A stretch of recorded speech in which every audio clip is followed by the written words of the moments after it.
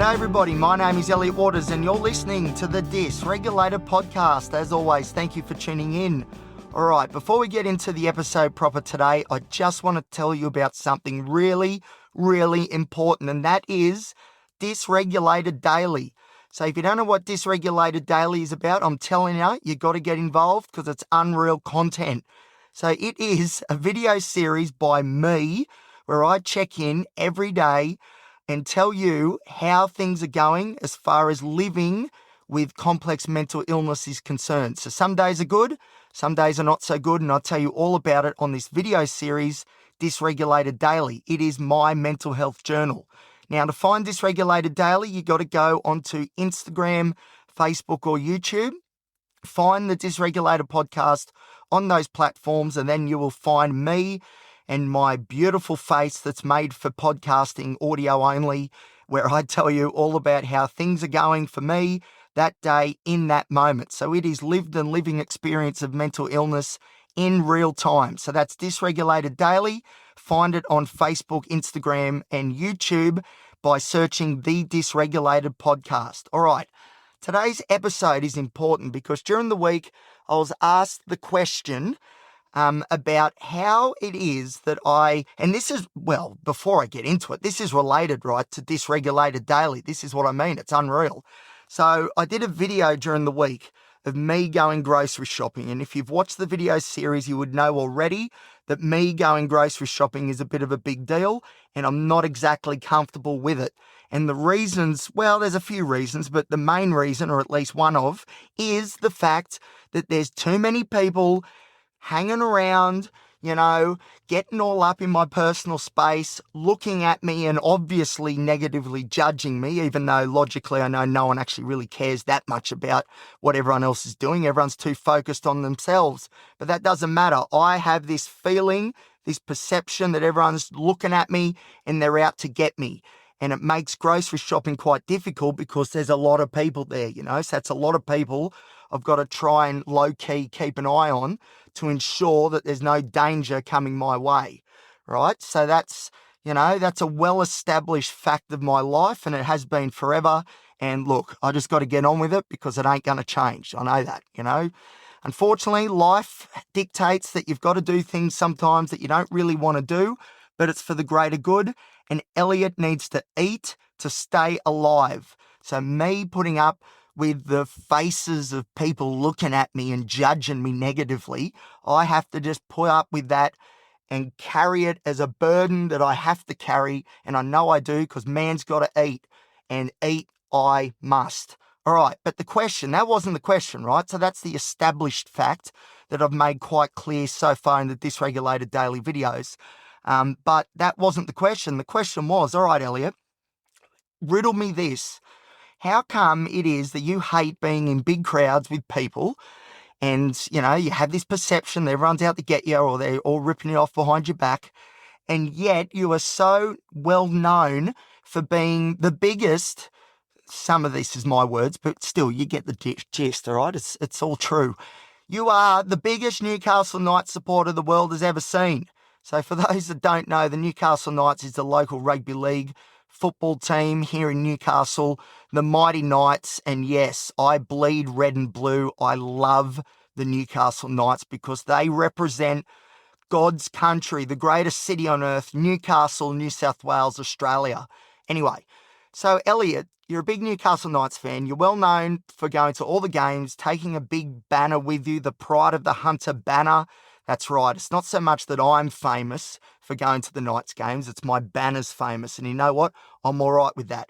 Anyway, how is it that you're able to go to Knights games and enjoy it when you hate being amongst people? So that was the question that was posed to me during the week.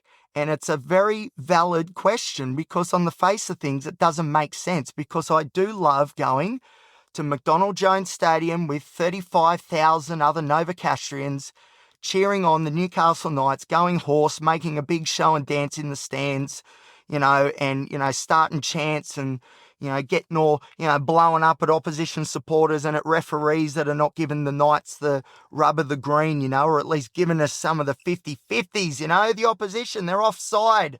Listen to me, all right? They are offside. Anyway, so the question, like I said, was how come I can handle and enjoy that when I don't like grocery shopping? Because, yeah, like you would think, 35,000 people in a stadium would be in many ways worse than the grocery shopping. Um, and, it's not as simple as, oh, well, I love watching rugby league and I love watching the footy. So, I just do it. Like it's a bit more to that because this is the thing, you know, people don't see the games, for example, when I don't go. All right. So most games I get to, but not all. And there's times and have been times over the years where I've been watching the Knights game from my room on my phone, watching on TV, well, not on TV, it's on my phone, but, watching it on video on my phone while the game, I look out my window when I lived back in Mayfield back a couple of years ago, I could see the stadium from my room. And there were times when I could see the stadium, the lights are on, I can see the crowd just, and I'm watching it in bed on my phone. And that's because sometimes the social anxiety, or whatever you want to call it, the social phobia perhaps, does get the better of me and I'm not able to go to the games as I would like to. Now, it hasn't happened as much in more recent years, but there have been years where I've missed more games than I've gone to. And purely because I just cannot handle dealing with people. Because as we know, I've said it a lot on this podcast and I'll say it a lot more down the track because this is a big part of my life. Social interactions, whether it's the type that are like an intimate, I guess, for the use of a better word, interaction where I'm talking one-on-one with somebody, or if I'm just in the company of thousands of people, even though they're not talking to me, the fact of the matter is all those interactions, those scenarios are very taxing for me and my nervous system and my social capacity, I struggle to be able to just take on all this social perceptual input, I suppose, because I am hyper-vigilant. So I am constantly scanning and looking for threat. And if you're doing that constantly and you're around a lot of people, that gets very tiring. If you're doing it one-on-one with someone you're not really comfortable with, and you're really focusing on this person, what you're saying, what they're saying, that's also really taxing. Now, social capacity for me, I always think of it like a battery and it does recharge. And I would say, when I go to sleep, it would recharge. When I spend time on my own, which I try to do quite a lot of, it recharges. Most of the time, thankfully, I've been able to go to games because my social capacity battery is in, it's in reasonable shape and I'm able to absorb the social pressure and energy that I've got to expel to go. Now, the thing is, this doesn't always happen. So this is why working, for example, where I do at Bunnings, which I love Bunnings and I would never rubbish them because Bunnings have been so helpful to me over the years. I think I've said this a few times and I still will because they have been. But don't get me wrong, it's a tough gig for someone who's got autism, especially the autism that comes with a lot of social anxiety as well. So it's really difficult because it's constant interactions with people. There's bright lights, there's bright noises, and often it just gets too much and I tend to crumble a little bit. And football games at the stadium is sort of similar, there's heaps of noise, there's heaps of lights, there's lots of perceptual, stimuli that I'm taking in. And sometimes it gets too much. And sometimes just the thought of it is too much and then I don't get to the games. All right, but it's not as simple as it sounds. It's not just about, okay, is my social battery got enough in it to be able to handle this? Because I love going to the Knights, right? So I'm able to tap into another reserve of energy, you could say, that allows me to overcome my social limitations if my capacity battery is on low. And that is pure, red hot fire in the belly, passion and inspiration, motivation and dedication to the Newcastle Knights and the city of Newcastle, all right? So I am autistic, okay? Can you tell?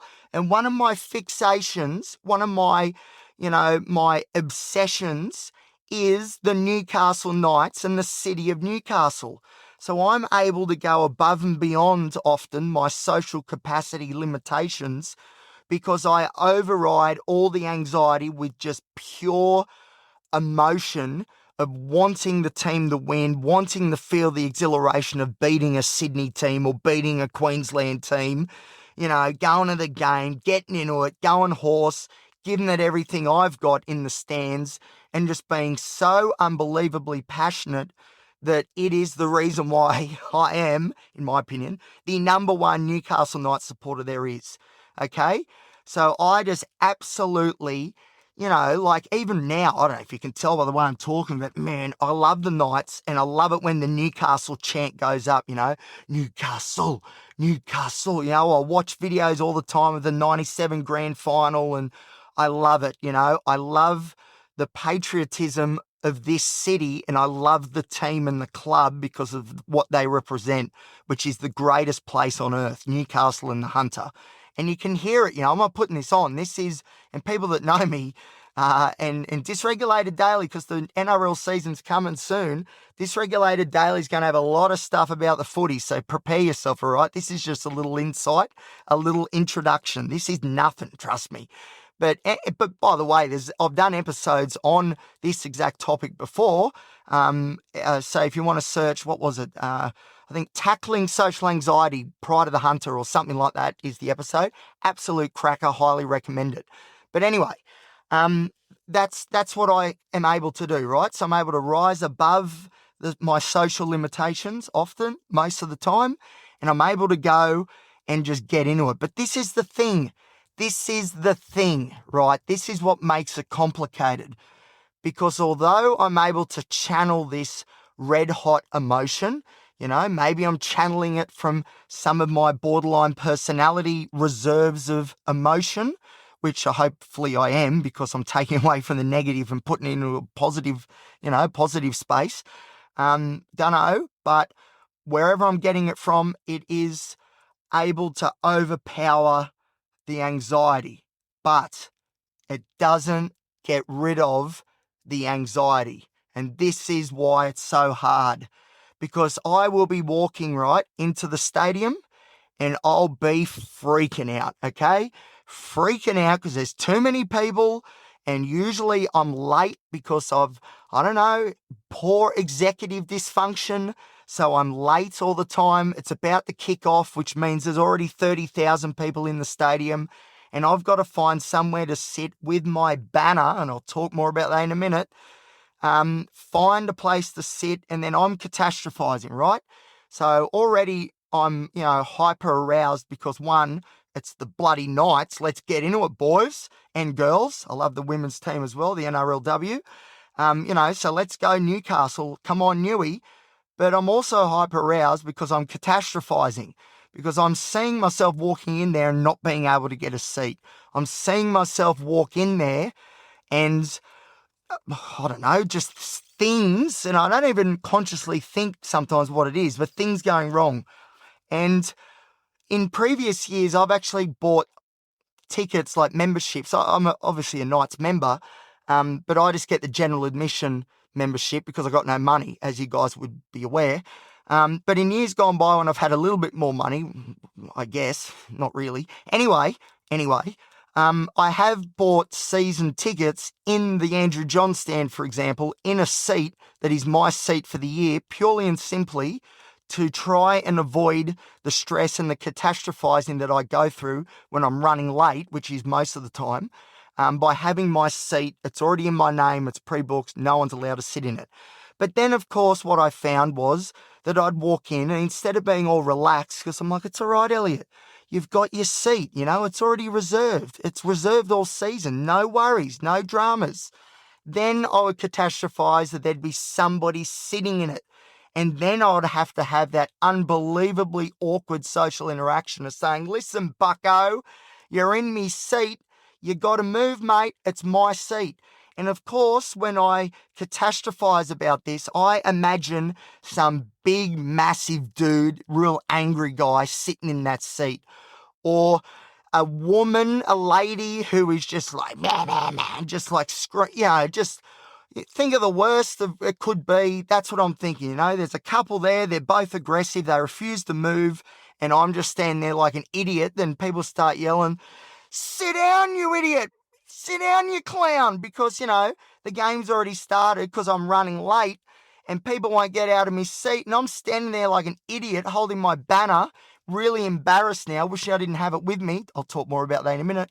And just standing there going, well, where do I sit? And then awkwardly sitting on like one of the steps in the aisle. And then everyone laughing and being like, look at this loser. What a wuss, you know. You suck. You suck, man. You suck. You're a loser. You know, and that's what I catastrophize about, that there's going to be some sort of confrontation, some sort of really difficult and traumatic social interaction, which I would argue in that moment any social interaction is. But you know what I mean? That's what I'm thinking. Holy dooly, this is going to end badly.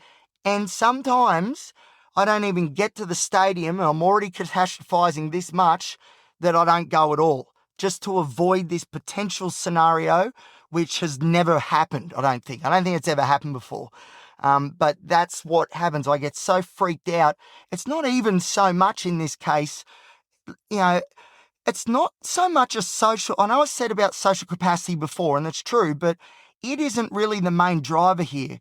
It's the anxiety of catastrophization that's the biggest problem. So don't get me wrong, a low social capacity battery then gives the floor to the catastrophizing imagery to take shape, you know. So if I've got a full social capacity battery, which isn't that much different to being empty anyway, but if it's full, you know, usually I don't catastrophize that much. But if my defenses are down because I've got nothing left socially, then all of a sudden the catastrophizing comes in. It's all socially based and it's all about confrontation because remember, my amygdala is dialed up way too high. So I'm always hyper-vigilant looking for things or people that may cause me harm. And then on top of that, you got to remember when I zoom out from this potential confrontation with this man or woman or the couple that are in my seats, then I remember, hang on, I'm also, you know, once I get that catastrophe sort of sorted, then I remember that, oh, wow, there's 35,000 people around me right now. Holy dooly, I better watch out what's going on. So it's not easy. It's not easy. It's just purely and simply because I love the Newcastle Knights and I love the city and the region and I love being a Novocastrian is the reason why I'm able to go. In many ways, I said this to my friend who asked this question during the week. I said, you know, there's games where I don't enjoy it at all and we win, you know, we win and everyone's like, hey, Elliot, why aren't you more pumped up? You know, that was a great win. And I'll just, you know, I don't know, I'm just feeling a bit off. And it's because the experience is just taking it completely out of me. And it does, you know, I go through a lot of emotions watching the Newcastle Knights play. And unfortunately, if you know the fortunes of the club, most of the time it's negative emotion. And but it is difficult. It's a tough environment to be in.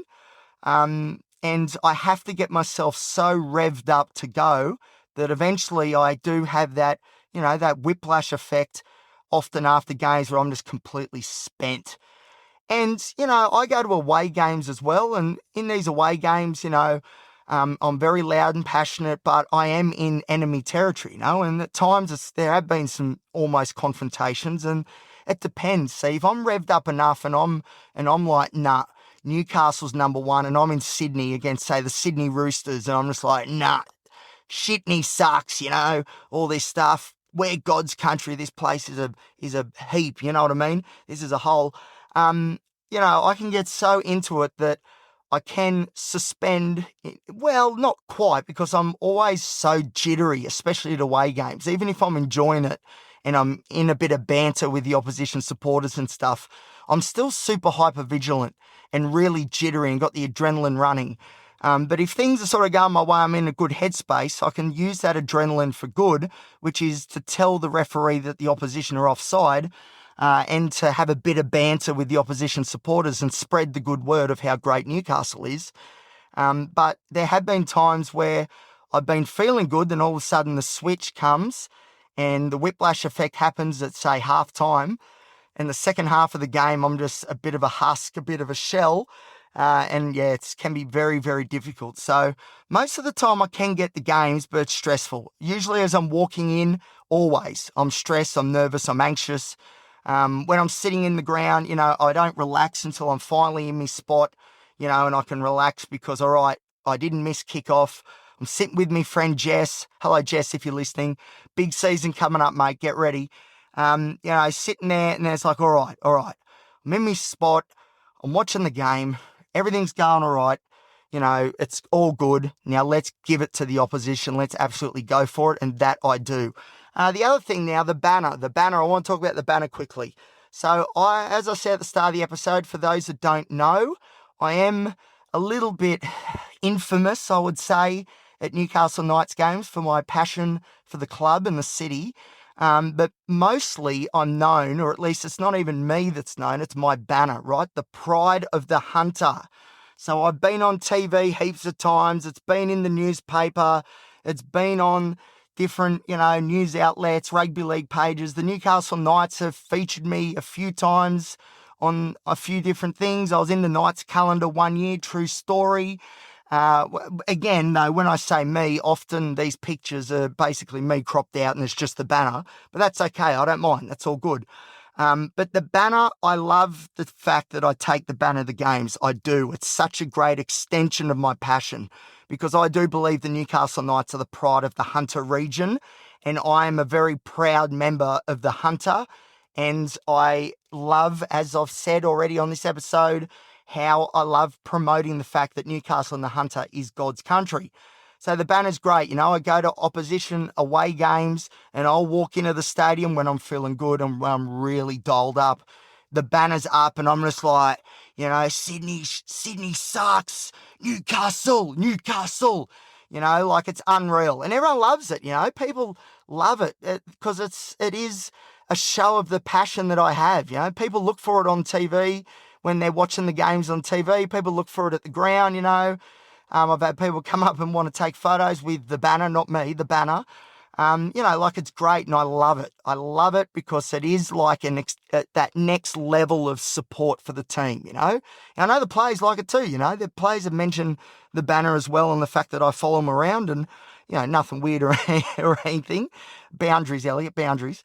But yeah, so the Pride of the Hunter banner, I've had it now since it debuted in 2013, 13 years ago. And it was, funnily enough, it was in a preliminary semi-final against the Sydney Roosters at the Sydney Football Stadium. There were busloads of Newcastle Knights supporters. I was there. I debuted the banner for the first time.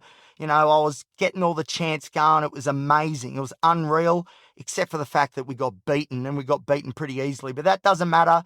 I walked out hoarse. I had my new banner. It went over a treat, and it got on TV, and it got in the newspaper. So straight away, I'm like, hey, I think I should stick with this banner thing. This is good. And it was, it made me feel like, I was commanding in some ways the supporter base, and it was invigorating, unreal. So the Pride of the Hunter banner. But this is the thing, right? Everyone is like, oh, mate, you must love taking the banner, and the banner must be so great. It's so good that you do it. People don't understand. Maybe they will now, but people don't understand that the banner causes me so much stress. So much stress. Because every time I take it, first off, I think as I'm walking in, right, in between catastrophising about people sitting where I want to sit or not being able to get a spot, missing the kickoff, a lot of the time I'm walking in thinking, everyone's looking at me and thinking, who is this weird autistic guy with his banner? What an absolute loser. Now, I'm not saying people with autism are losers, but I am saying that's what I think about myself when I walk in with the banner. Because not everyone does this sort of stuff. It does, I guess, differentiate me from other people, which is great. And it is great, but my inner critic, or those negative schemers like to jump in and try and turn something good into something bad. That's what they do about everything, and this is no different. So I walk in there and I'm thinking that I look like a loser. Everyone's laughing at me and thinking, how weird is this guy? This is why he's single. And that's not true, because I've had different relationships while having the banner. Everyone loves the banner. But then the other thing I stress about heaps is when I'm sitting there, that when I put the banner up, someone's going to yell out from behind, "Oi, idiot! Put your banner down, mate. I'm trying to watch the game," and I'm very selective about when I put it up. It's got to be when something good happens, for starters. So if the Knights run out at the start of the game or after half time, if we win, if we score points, that sort of stuff, if we score a try, etc. And I try not to block people's view. And I'll be honest with you, I've only ever been heckled once, and that was someone that I work with who was doing it as a joke. But I remember my heart sunk, and I was like, "Oh no, this is the moment I've been waiting for years. It's finally happened. This is it. The banner's gone," and it was a joke anyway. But that's another thing. I'll be during the game, we'll score, I'll put the banner up, and then I'll get this like anxiety attack. Happens every single time.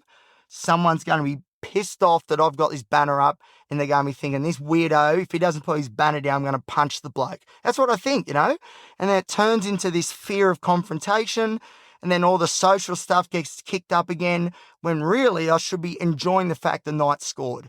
So that's the answer, I think, to the question. How can I go to Knights games even though all this social anxiety stuff's going on?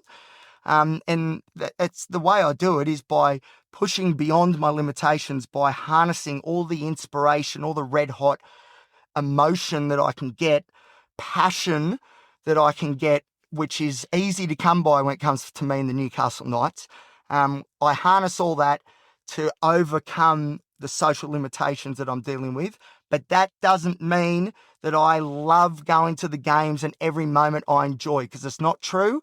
Every time I go to a game, it is riddled with anxiety. My whole life is, let's be honest, anxiety, it's everywhere for me. I can't do anything about it. Well, sorry, no, that's not true.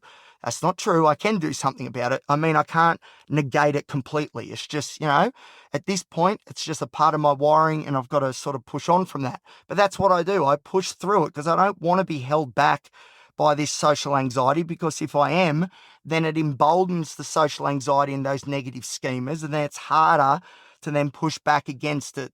And I get so depressed when I don't go to a Knights game because, one, I know that the social anxiety has, I guess, beaten me. But two, I know that, if I'm living a life that I want to live and doing the things that I want to do, I go to Knights games. There's no two ways about it. That's the Elliot way. That's what I want to do. That's what I should be doing. So when I don't do that, I get depressed because it's like, man, what's going on? This isn't part of our blueprint of life. So that's the story. I overcome those issues with pure passion. And I must say again too, that sometimes I don't get the games. 2-3 years ago, maybe I actually missed more home games than games I actually went to, because I was not in control of my social anxiety and everything that flows on from that. So, it's not all sunshine and rainbows. But at the same time, I usually now am pretty consistent with getting to the games, and I go to away games as well. But make no mistake, it doesn't matter the result. It doesn't matter if I'm there early. It doesn't matter.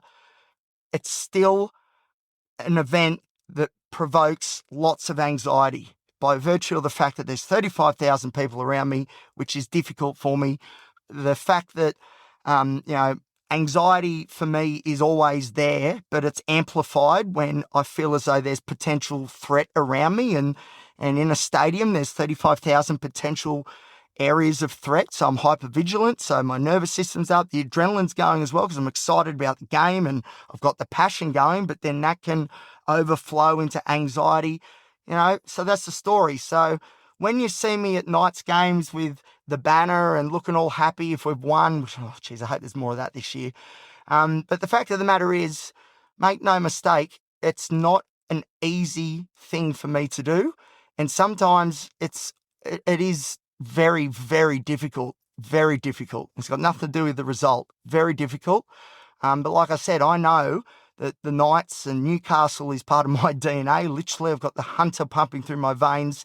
Elliot should be at Knights games. That's what I was born to do. It's in my DNA, So if I don't go, yes, I guess, lowering my anxiety somewhat, but then those sort of depressive thoughts kick in big time because it's like, Elliot, this isn't good. This isn't what we should be doing. We should be there. We should be cheering on the team. We should be telling the referee that they're offside, all right? Because someone has to, because he ain't listening, because he ain't blowing penalties for the Knights, and he should be.